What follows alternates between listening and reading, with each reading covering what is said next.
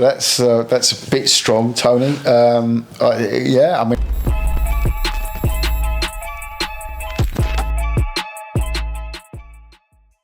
This is Jonathan Aggie of Fifth Pro Boxing Fans, joined by Kalle Sauerland here at the Wasserman offices in London.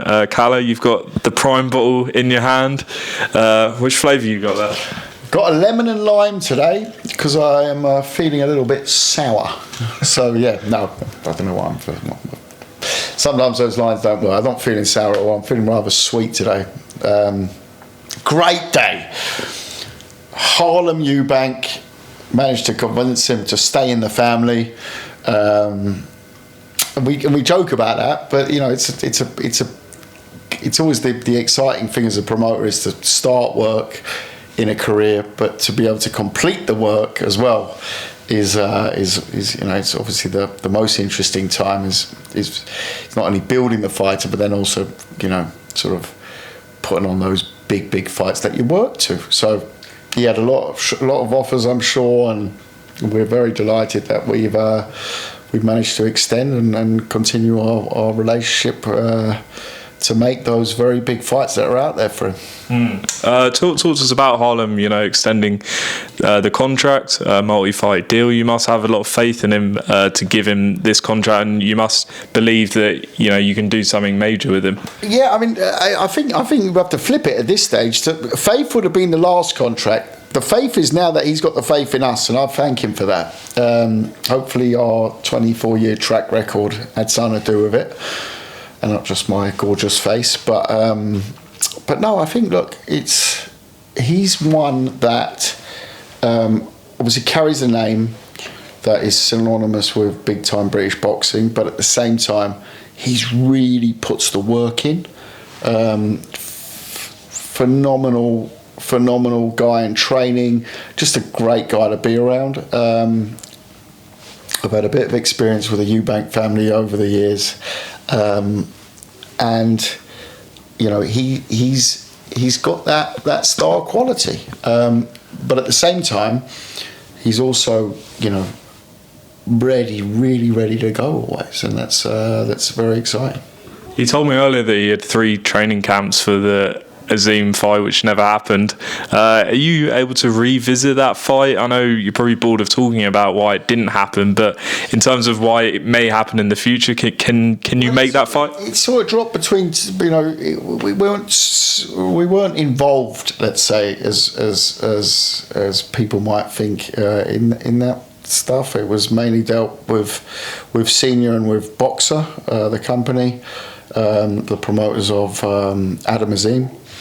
And I can only go off already what Harlem tells us, and you know, that's obviously there was a date. Then there was, you know, the famous face-off.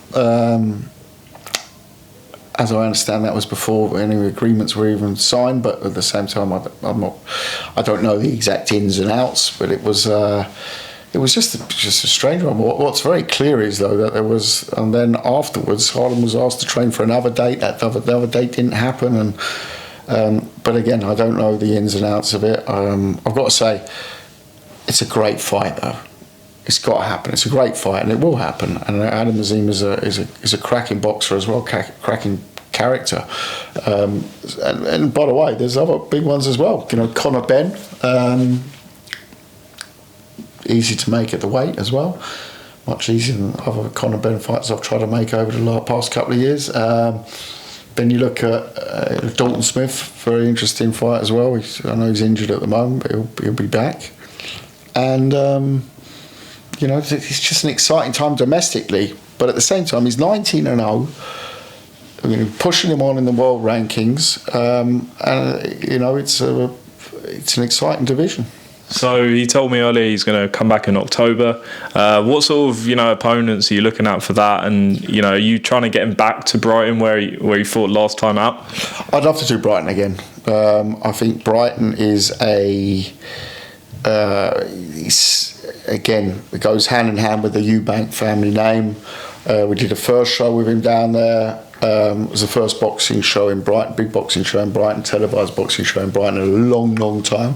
It worked really well. I do think it's sort of a home for Harlem, and it's one that, you know, it was a great first event, and one that we can certainly build off. You know, obviously the goal is the big Brighton Football Club Amex Stadium. That's the goal, maybe for a Conor Benn fight or an Azim fight in the future. But you know, those are things that we aspire to and work towards.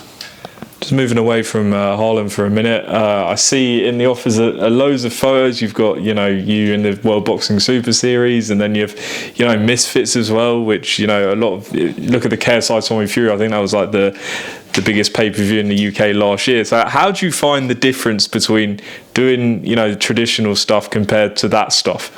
Well, I think, you know, traditional stuff, I'm involved A to Z. So it's, you know, the TV deals, the fight deals, putting shows on.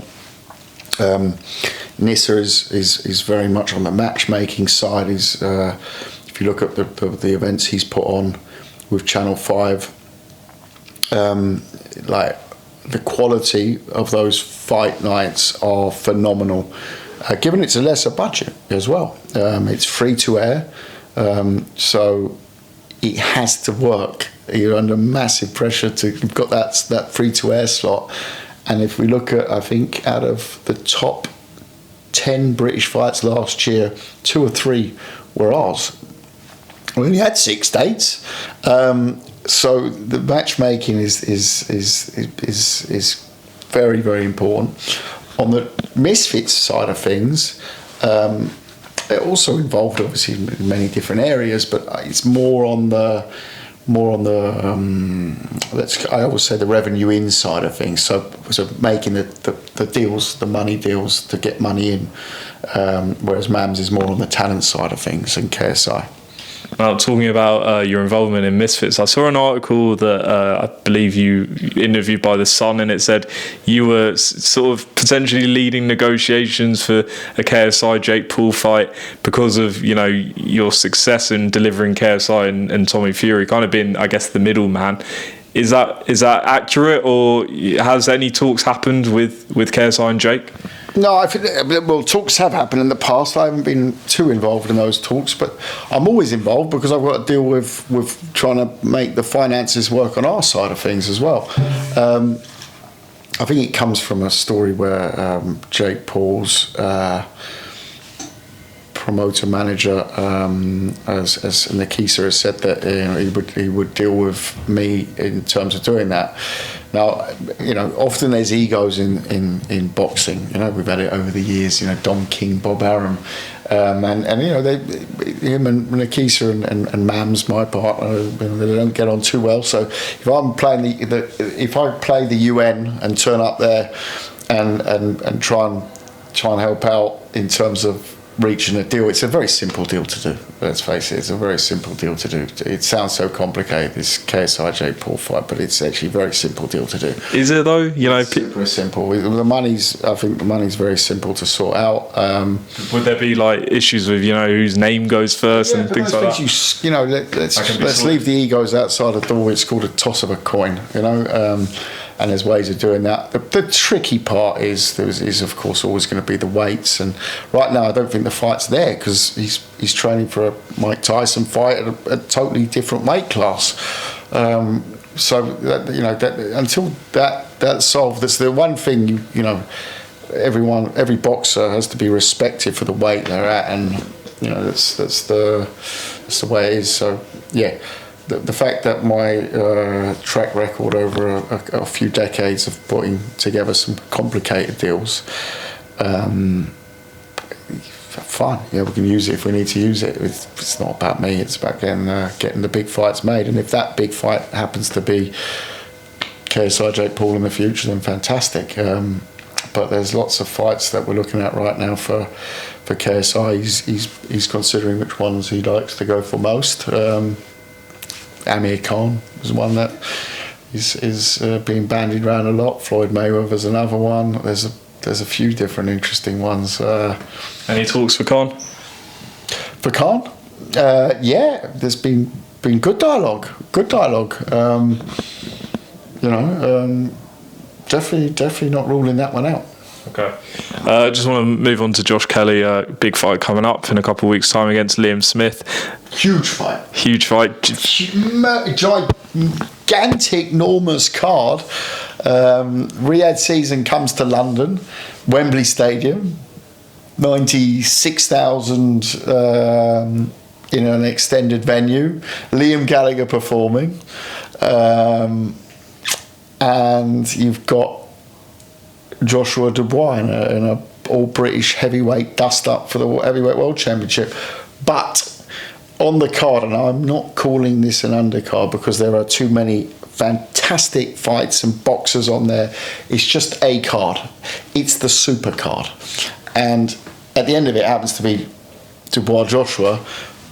But on the card, we also have, amongst those phenomenal fights, we've got Kelly versus Liam Smith.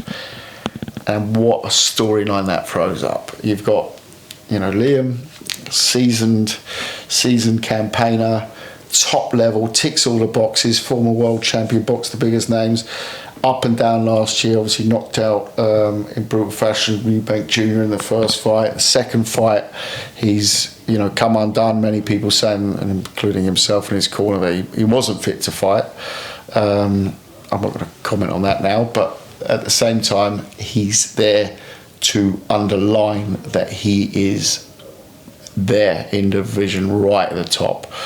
Our storyline, from Team Kelly's point of view, is this is the moment. This is the moment we have been working towards, and he's been working towards since he put on a pair of boxing gloves. This is the breakthrough moment. This is the moment where we are talking that he will become a star in his own right. And not a star which he's been for a long time in the hardcore boxing scene, where people know about Josh Kelly, they know the talent from the amateurs, but it all comes together on the 21st of September at Wembley Stadium. Last one, Kalle. On the main event itself, Anthony Joshua, Daniel Dubois, do you agree with Tony Bellew that Joshua knocks him out in 3 rounds? Oh, well, that's a bit strong, Tony. Yeah, I mean, look, it's heavyweight boxing. Anyone can get knocked out in the first 10 seconds, but I wouldn't put that down as my prediction. I definitely wouldn't put that down as a bet. I do think that Joshua wins. First 3 rounds, yeah, but Tony, I'll take a bet with you on that one. I'm not so sure about that. But at the same time, I'm going with Joshua. I just think that Dubois is a supremely improved heavyweight boxer. Don Charles, great trainer in his corner. But I think this is his time at the moment. He's found some extra spite in that locker suddenly, and he looks a very difficult man to stop. Well, Kalle, big few weeks coming up for Wasserman, yourself, with Josh Kelly, and that's what I was going to mention, Edwards, Asomba, York Hall. That is one hell of a storyline as well. Week after the big card at Wembley Stadium, and that's a fantastic British boxing night live on Channel 5. Very excited about that as well. Brilliant. Kalle, see you soon, and appreciate your time. Thank you very much.